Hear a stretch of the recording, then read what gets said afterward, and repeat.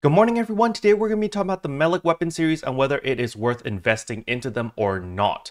But before we jump into all of that, if you're new to the channel, I upload NGS content daily, so if you do play this game, I would really appreciate a subscribe as it really helps out the channel. Anyway, without further ado, let's begin the video.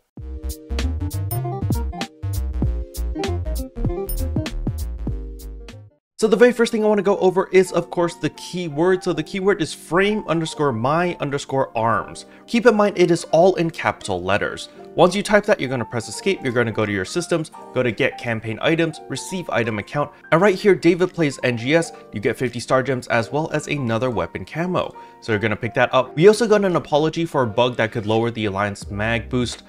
This only happened to several people's alliance. It wasn't like a widespread problem, but nevertheless, you know, we get compensated 3 special scratch tickets. So just pick that up. So as you can see over here, the weapon camo that we got, the Fuga, was actually a partisan weapon camo. So again, I'm just going to lock that and throw that here. And then we've got 3 more special scratch tickets. Very nice. All right, with the keyword out of the way, the next thing I want to show is, of course, the Dread Scale Exchange Shop, or where the majority of players are actually going to be getting their Melek weapons. So you want to come to the item trader and you're going to notice at the bottom over here, there is the Dread Scale Exchange. You're going to click on this and here is an entire list of all the different Melek weapons. It includes all the weapon types, so that is pretty nice. Now, it will cost you 150 Dread Scales to pick up one of these weapons, and you are limited to purchasing 2 of the same weapon type per week, I believe, so just keep that in mind. Now, something else that you might want to know about the Melek weapon series is they are tradable. You can sell this on the player market. So for example, the dependents over here, we're actually going to copy that, and let me just show you that you can actually find it in the player shop. So if we come over here, we go to product search, we put in the Melek dependents, search by price, and boom, you can see there are a bunch of katanas on the market already for 1.6 million. All right, with that out of the way, the next thing I want to talk about is, of course, the stats of the Melek weapons. As you can see, when they are totally maxed out at plus 70, they give you 990 attack power versus your Vershmel and your Tisha weapons, which give 992, so 2 attack power more than the Melek weapon series. And of course, the Flugelguard is still going to be best in slot, giving you 1031 attack power. So judging just by the attack power, a lot of people have dismissed the Melek weapon series and they're like, oh yeah, it's, you know, it's kind of crap because it's less damage than your Vershmel as well as your Tisha weapon, and well, the Flugelguard is just never going to drop for me, so I just kind of dismissed the Melek weapons and I'm just going to stick with my Vershmel weapons. Well, the thing about the Melek weapons is the Melek weapon series drops a lot more often, and it has 4 different weapon potentials. So if we look at the Katana's weapon potential over here, it is Explosive Unit, where it gives you 27% potency, causes area damage when you hit an enemy, and there's a 10-second cooldown for this ability. So this is okay for like PSE bursting and more casual content, simply because the explosion area damage is pretty nice to have. However, the main thing that you want to keep in mind is this gives you positive potency of plus 27. A lot of people are going to be comparing the Melek series with their Vershmel weapons, but the thing about the Vershmel weapons is, remember, at level 6, it's potency minus 14%.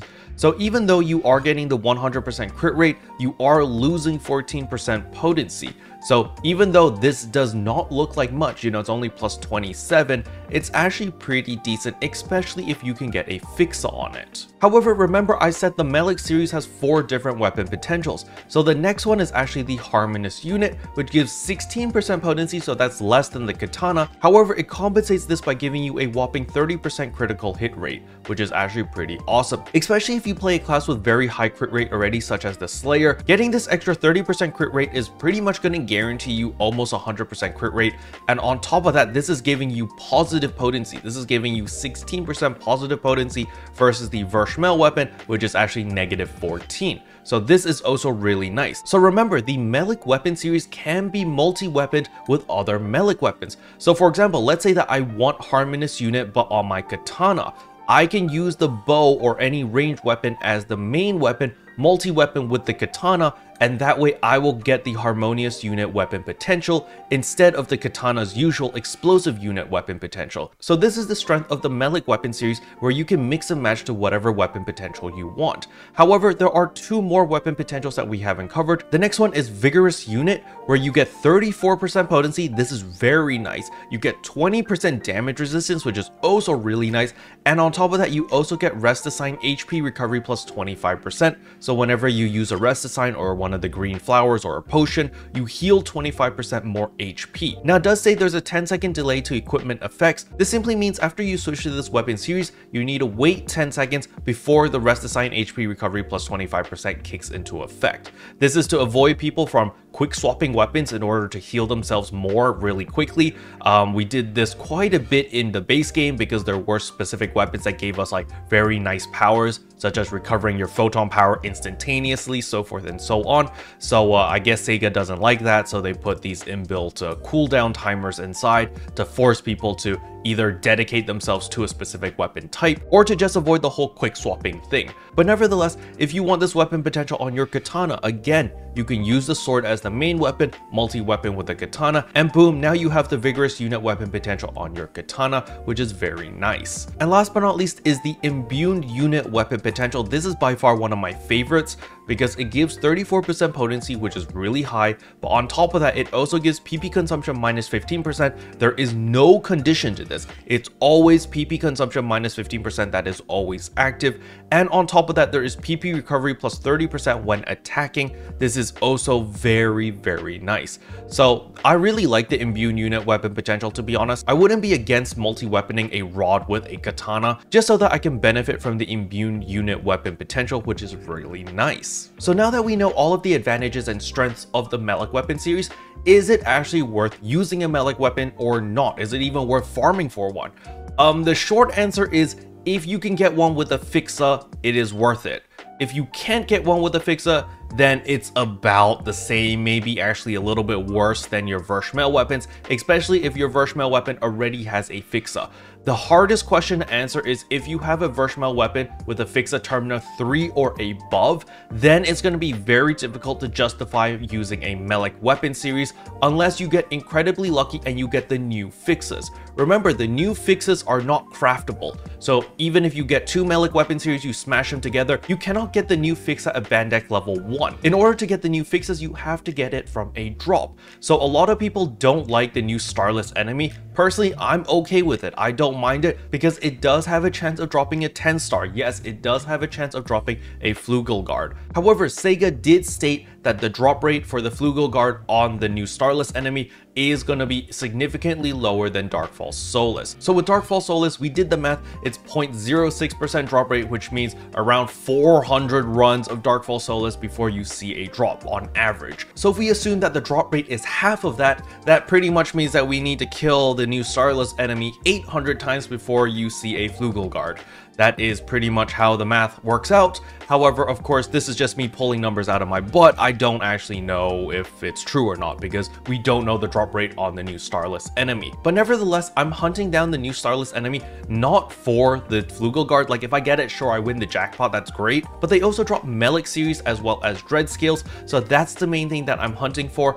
If you're going purely for Dread scales, honestly, I think you might have a better chance just focusing on the Dread enemies instead, simply because each Dread enemy you kill drops between 1 to 2 Dread scales versus the big Starless boss, which takes like 5 to 8 minutes to kill, and that only drops between like 1 to 3 Dread scales. So if you're only going for Dread scales and like everyone in the room is on the same page, you could just go and hunt down the Dread enemies and just totally ignore the Starless mob, and you'll probably farm up Dread scales faster that way. However, just keep in mind, if you hyper focus on Dread scales alone, you won't have access to any of the new fixes because, well, you won't get that weapon to drop.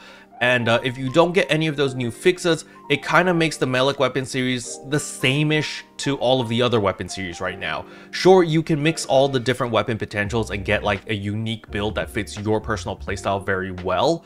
However, if you don't have any of the new fixes, it's kind of a shame in my personal opinion. I think just by getting a Melek weapon with a fixa of Bandec on it, doesn't matter what fixa level it is, as long as you have that fixa on a weapon that you actually want to use or that you want a multi-weapon with because you want its weapon potential, that is really good already. Because just by that, you'll be able to slowly but surely upgrade your Banduck by using other fixas, and just by using the preset enhancement system or the fixa enhancement system, you'll be able to level up the Banduck. And once you level that up to like level 2 or level 3, then it's going to be really powerful, and that is when the Melek weapon series really outshine all of the other weapon series other than the Flugelguard, because Flugelguard is 10 stars, so of course it's got to be better, right? But other than the Flugelguard, because the drop rate for that is absurdly low, so we're just going to push that aside and just assume that you don't have a Flugelguard, the Melek weapon series are great if you can get a fixa on it. You're really aiming for at least a fixa 1, possibly a fixa 3, and that's pretty much what you should be aiming for. However, the difficult part is going to be getting the fixa that you actually want, which is of course the fixa Banduck, but on top of that, you also want it on the right weapon so that you can get the correct weapon potential. So sure, there's a lot of customizability for this weapon, but there's a lot of RNG in it because you kind of need the stars to align. You need the right weapon with the weapon potential that you want, and then on top of that, you also need the right fixa on that weapon type as well. So there is a lot of RNG involved in order to get the perfect set that fits your personal playstyle. But on the bright side, the Melek weapon series do drop fairly often, they're tradable, so as time goes on, it's going to be even more accessible and everyone's going to be able to pick up a Melek weapon series fairly easily.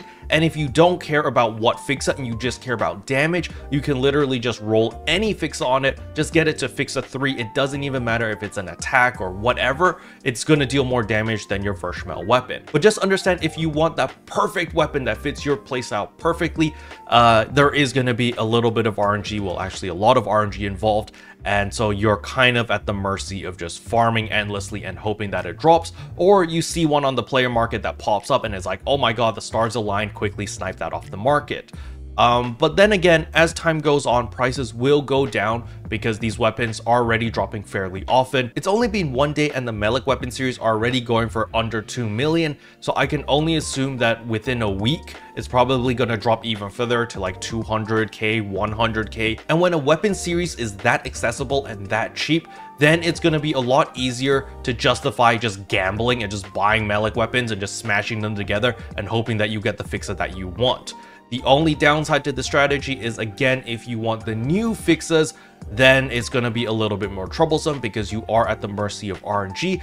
But if you do get one of the new fixas to drop, you can always sell it on the player market and make a killing. So, you know, it's a double-edged sword. There are pros, there are cons. But at the end of the day, I think the Melek weapon series are a great weapon series, especially if you don't have a Verschmel weapon or you don't want to farm a Verschmel weapon, because the Verschmel weapon has a lot of limitations. It's not tradable. You need to farm all the growth meat yourself. You need a high fixa on it for it to be effective. And there's just so many constraints with that weapon series versus the Melek weapon series. It's just there. You need a Melek weapon, you just go to the player market, you can buy one right away, or you can spend 3 to 4 hours farming for the dread scales and just buying it there. And if you want a fixa, you just smash them together and you'll eventually get the fixa that you want, or you just keep farming and you try to get the correct fixa or the new fixas, and then you're good to go. Special thanks to all the members for supporting the channel. It really means a lot to me. Thank you again. But yeah, that's all I wanted to cover in today's video. Hopefully you guys found it helpful. If you did, I would appreciate a like and a subscribe, and I'll see you guys in tomorrow's video. Bye.